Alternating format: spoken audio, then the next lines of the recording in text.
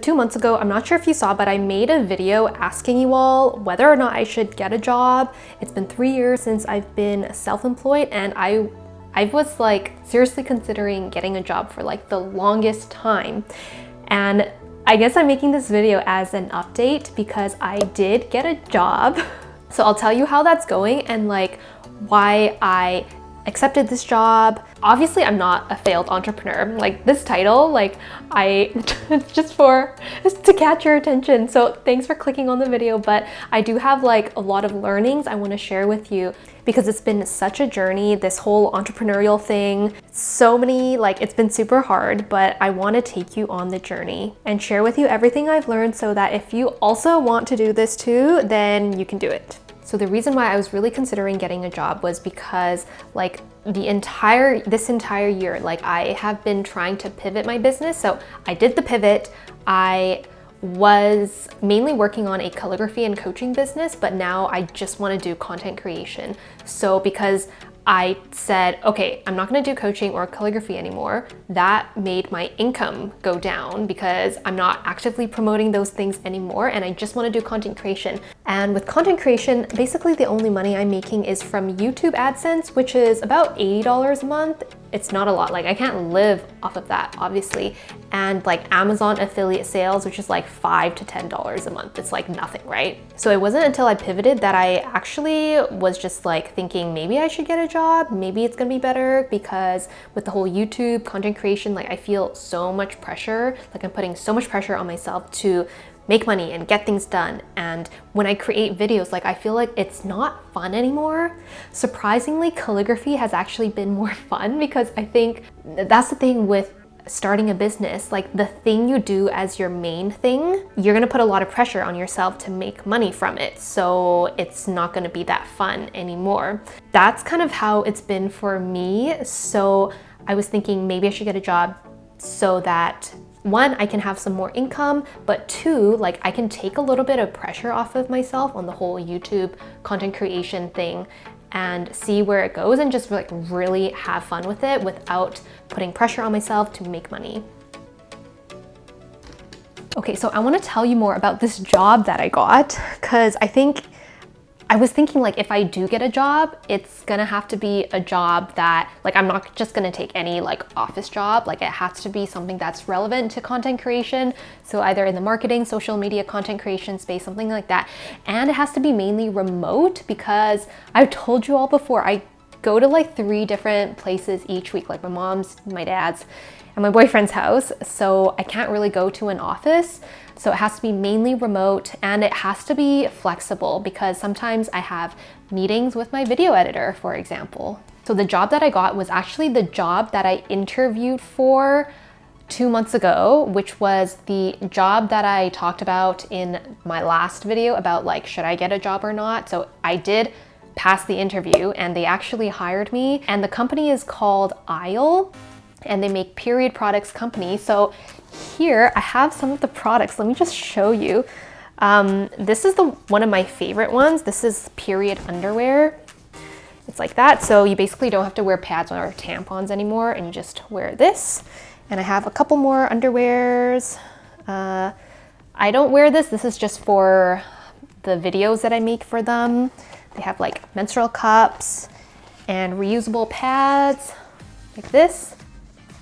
So it's pretty cool and I'm like into this stuff anyway. So when I saw the job posting, I was thinking like this is, first of all, it's a part-time job and it is a temporary job. So the contract is for 3 months. I do love the job, so I'm hoping they'll keep me on after the 3 months.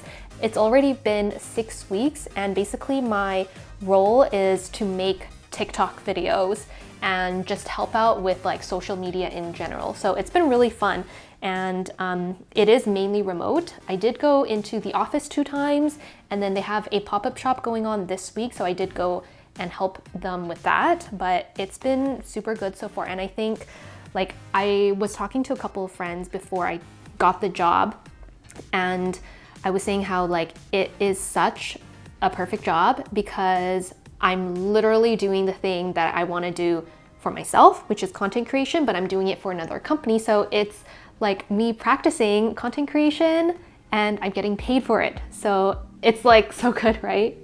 Also, honestly, look, I'm like trying to go above and beyond. I even got my nails done the color of their logo. So hopefully they'll keep me on because I think it's super fun.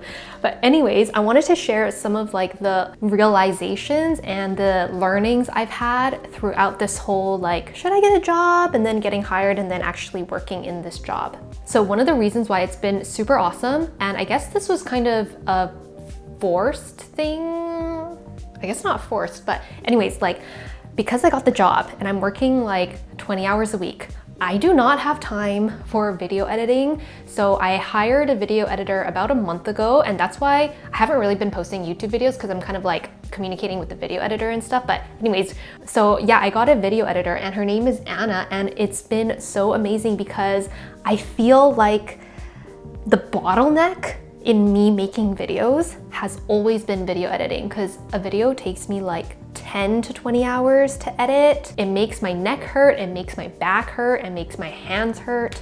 I do like editing, but I don't like editing for 15 hours.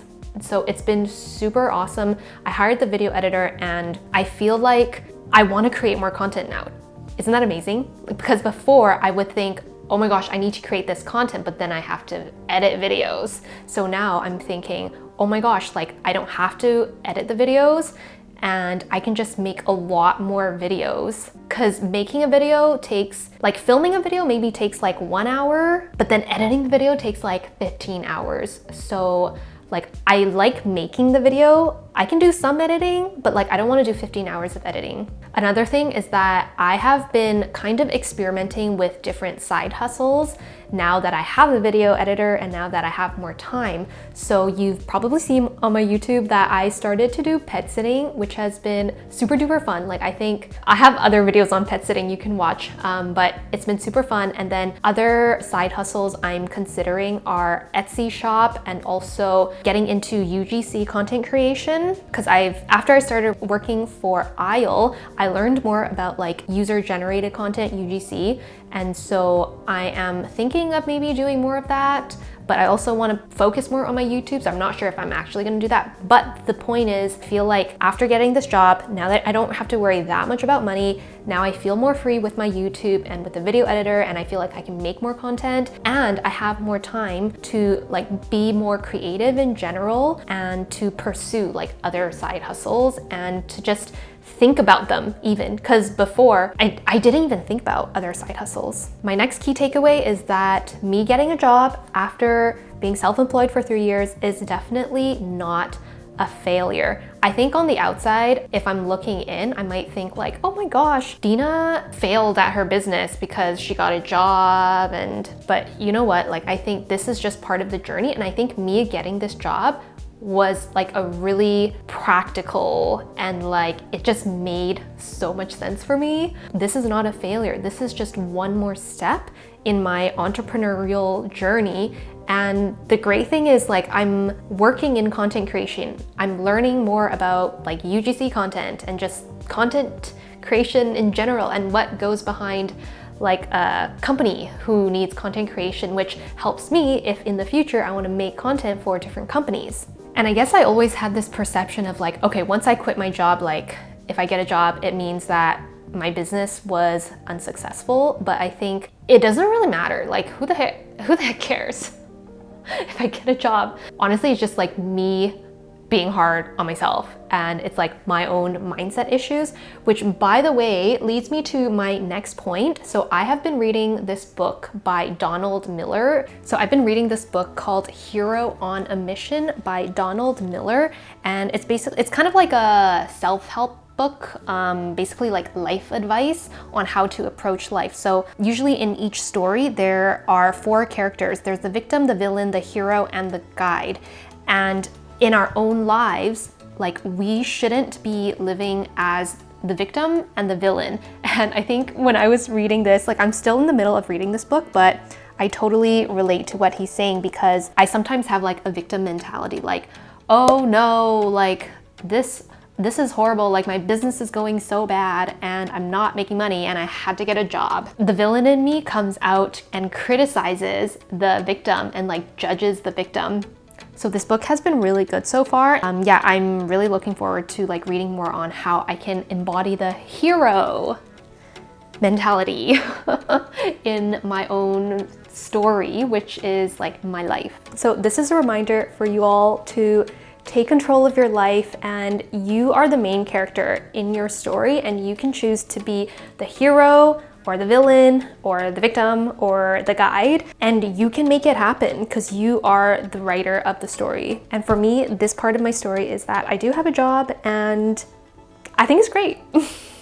And hey, if you want to follow along with me on my journey and my story, then make sure you hit subscribe. And you can also check out these videos where I've shared more about my own story.